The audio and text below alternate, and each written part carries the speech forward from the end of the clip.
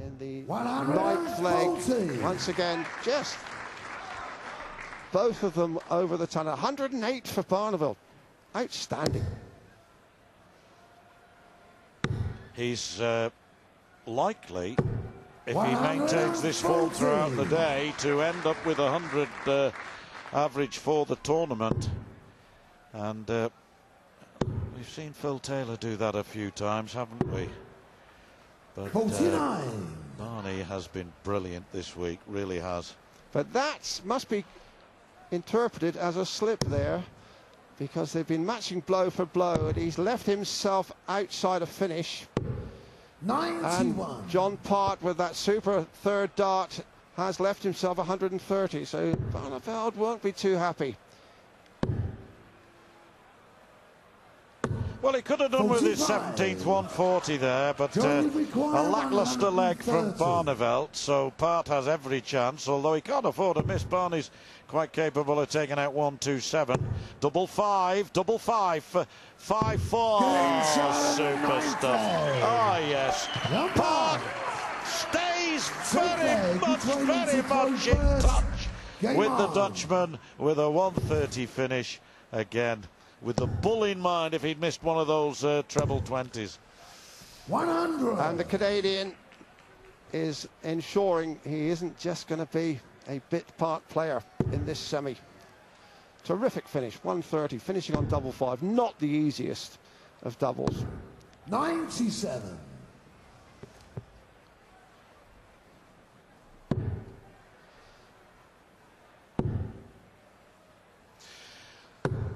Barneveld's hit 5 doubles, Dave. He's had a double 13 to start the game. He's had 3 double 20s and a double 8. Never needed a second dart for any of them. And when you're hitting your doubles, as well as both of these men are, but Barneveld in particular, if you're scoring well as well, it really does make for an invigorating contest. And I feel invigorated watching this. 59. Yes, of course, John Part must know now that if he is to prevail here, he simply has to score heavily enough to prevent Barneveld getting down to a finish.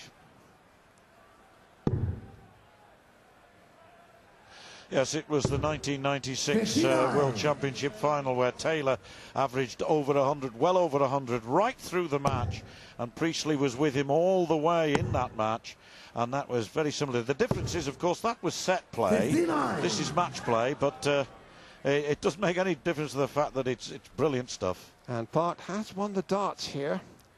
Could square the match, and he does look mean, doesn't he? He's got that sneer of confidence across his face, and that's always dangerous when John Part is in action. Well, break back time for Part. If he's going to get himself on level terms, this represents a wonderful opportunity. He's just taken out 130. Now he can't go out. Now you cannot believe that. Having taken out 130, then misses big 20. And now Barneveld has got to hit that 130. Part did it in the last leg. Possibly. He wants the ball. Oh, unbelievable. John Part can't believe it. Barney is delighted. 130, finishing on the ball. Quite terrific. What a semi we're having here. And what a climax will come. We'll see just after this break.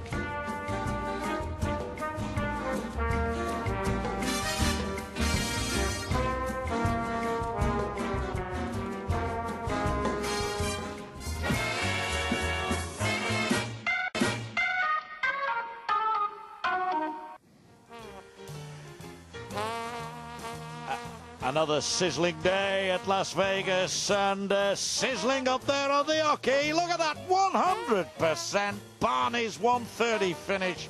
Brilliant, 6 hits out of 6 attempts, and that's the reason why he's 6-4 up against a very, very accomplished opponent. John Part averaging 102.68, Barney 102.67, a 100th of a point between them on that score, Dave. But what a match this is. It is. We thought it was going to be special. And it's more than that. It's a real desert blast here in Las Vegas. Oh, is it just? Oh,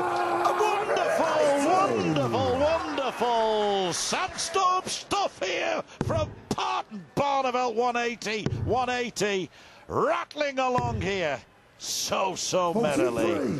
43, yes, but nice to watch nonetheless. Even the odd 43 doesn't take anything away from this wonderful exhibition.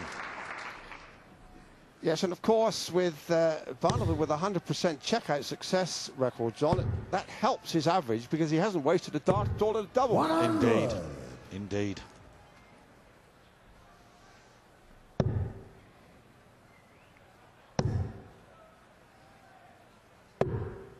89.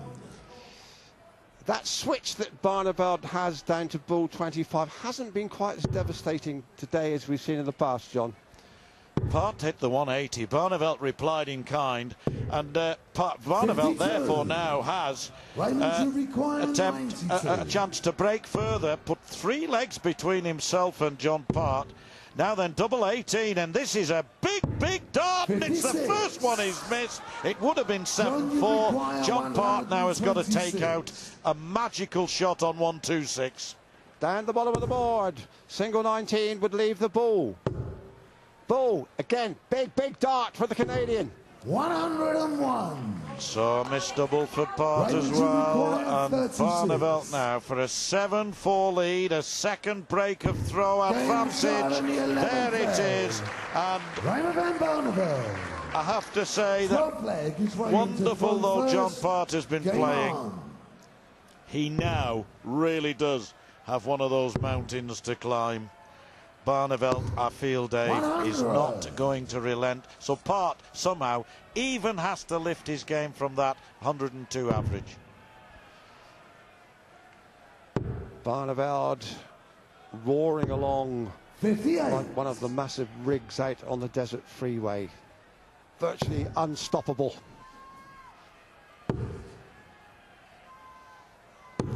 He's just missed one double.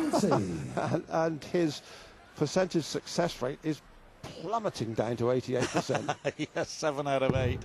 In line with that Mardle effort here 3 or 4 years ago.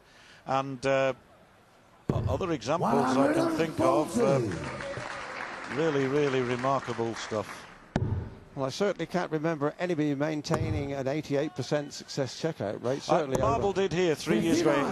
He had 8 hits out of 9, and 7 of those 8 were all on double 18. I think it was against Colin Lloyd. Still both players, their 3-dot average, as you can see from our caption. 59. Above the ton mark.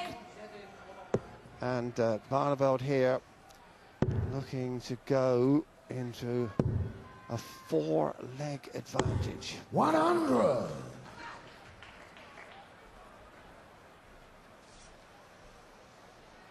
How John Part could do with his 5th 180 of the match now, or indeed his 9th 140.